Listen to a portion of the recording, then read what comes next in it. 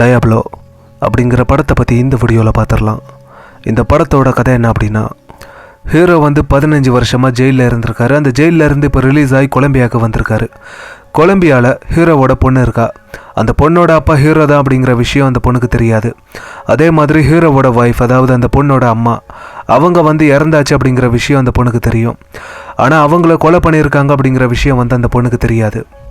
அதே மாதிரி அந்த பொண்ணு யார் அவளோட அப்பாவான்னு நினைக்கிறா அப்படின்னா, ஹீரோ ஜெயிலுக்கு போகிறதுக்கு முன்னாடி ஒரு கேங்கில் ஒரு ஆள் கூட வேலை பார்த்துருக்காரு. அந்த ஆள் ஹீரோ ஜெயிலுக்கு போனதுக்கப்புறம் அவன் தான் அந்த பொண்ணை பார்த்துக்கிறான். அது மட்டும் இல்லாமல் இந்த பொண்ணை இத்தனை வருஷமாக வளர்த்துருக்கான். அது மட்டும் இல்லாமல் அந்த பொண்ணு ஸ்கூலுக்கு போயிட்டு வர்றதுக்கெல்லாம் ஒரு காரில் இந்த 2 பாடி கார்ட்ஸை அனுப்புகிறான். அந்த பொண்ணு சேஃபாக போயிட்டு வரணும், எந்த பிரச்சனையும் அந்த பொண்ணுக்கு வரக்கூடாது அப்படின்னு. இப்போ இதுக்கப்புறம் ஹீரோ அந்த பொண்ணு ஸ்கூலுக்கு போகிற வழியில் அந்த பாடி கார்டுங்களெல்லாம் அடித்து அந்த காரோட டிக்கி ஓப்பன் பண்ணி அதுக்குள்ளே இந்த பொண்ணை போட்டு இந்த காட்டுக்குள்ளே கொண்டு போய் இந்த டிக்கியை ஓப்பன் பண்ணுறாரு. அப்போ அந்த டிக்கியில் இருந்த ஒரு ஸ்பேனர் எடுத்து இந்த பொண்ணு ஹீரோவோட கையில் அடித்து தப்பிக்க முயற்சி பண்ணுறா. அப்போ ஹீரோ என்னால் உனக்கு எந்த பிரச்சனையும் வராது, உனக்கு அப்படி என் மேலே நம்பிக்கை இல்லை அப்படின்னா இந்த கன்னை வச்சுக்கோ அப்படின்னு அந்த பொண்ணை திரும்பவும் காரில் ஏற்றிக்கிட்டு இந்த மாதிரி அந்த காரில் போயிட்டு இருக்கும்போது அப்போ அந்த காரில் பெட்ரோல் இல்லை. அப்போ பக்கத்தில் ஒரு பெட்ரோல் பங்க் இருக்குது. அந்த பங்க்குக்கு போய் இந்த மாதிரி ஹீரோ அந்த காருக்கு பெட்ரோல் போடும்போது அப்போ அந்த இடத்துல ஒரு 5-6 பேர் நிற்கிறத இந்த பொண்ணு பார்த்துருவா. அப்போ அவங்களாண்ட இந்த மாதிரி கத்திக்கிட்டே ஓடுறான். இந்த ஆள் என்னை கடத்திட்டான், இவன் ஒரு கிட்னாப்பர் அப்படின்னு கத்திக்கிட்டே ஓடும்போது அவங்களுக்கும் ஹீரோக்கும் அந்த இடத்துல ஒரு சண்டை வருது. அந்த கேப்பில் இந்த பொண்ணு அவளோட வளர்த்தாப்பாவுக்கு ஃபோன் பண்ணி நடந்த விஷயங்கள் எல்லாத்தையும் சொல்கிறா. அதில் ஹீரோவை பற்றி அந்த ஆள் என்னோட உண்மையான அப்பா அப்படின்னு சொல்கிறான் அப்படின்னு இந்த மாதிரி விஷயங்கள் எல்லாத்தையும் அந்த வளர்த்தாப்பாக்கிட்டே இவ சொல்கிறா. அப்போ அந்த வளர்த்தாப்பா கூட ஒரு ஆள் இருக்கான்.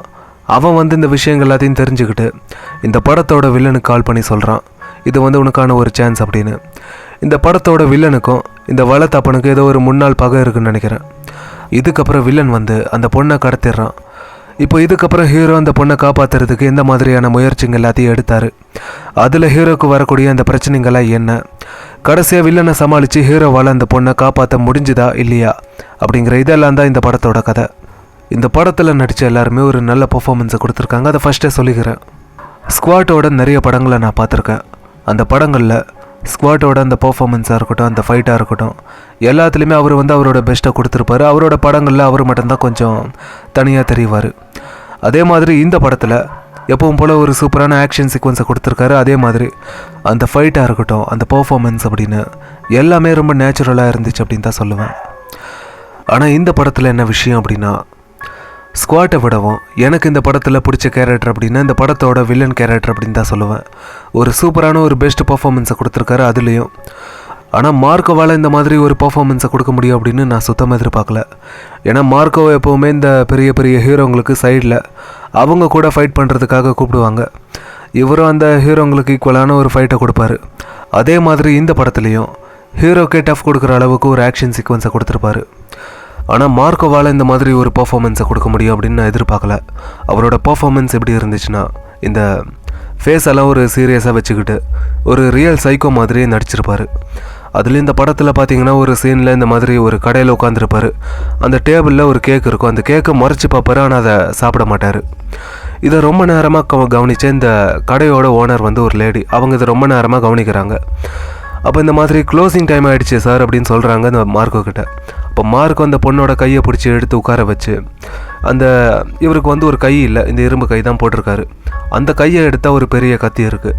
அந்த கத்தியால் அந்த கேக்கை குத்தி அந்த லேடியோட வாயில் வைக்கிறாரு, இதை சாப்பிடு அப்படின்னு.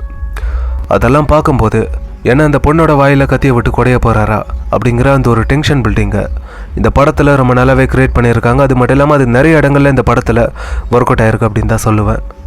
இந்த படத்துலேயே ஒரு மிகப்பெரிய ப்ளஸ் அப்படின்னா அது இந்த வில்லன் கேரக்டர் அப்படின்னு தான் சொல்லுவேன். இந்த படத்துலேயே எனக்கு பிடிச்ச ஆக்ஷன் சீக்வன்ஸ் அப்படின்னா அந்த பாரா ஃபேக்ட்ரியான்னு தெரியல, அதில் ஹீரோக்கும் வில்லனுக்கும் வர அந்த ஃபைட்டாக இருக்கட்டும், பெட்ரோல் பங்க் ஃபைட்டாக இருக்கட்டும், அப்புறம் இந்த கிளைமேக்ஸில் வரக்கூடிய அந்த சண்டையாக இருக்கட்டும், இந்த 3மே இந்த படத்துக்கு ஒரு மிகப்பெரிய ப்ளஸ் அப்படின்னே சொல்லலாம். சினிமாட்டோகிராஃபி, சவுண்ட் எஃபெக்ட்லாம் இந்த படத்தில் ரொம்ப நல்லா பண்ணியிருக்காங்க. மொத்தத்தில் இந்த படத்தை கண்டிப்பாக ஒரு வாட்டி பார்க்கலாம்.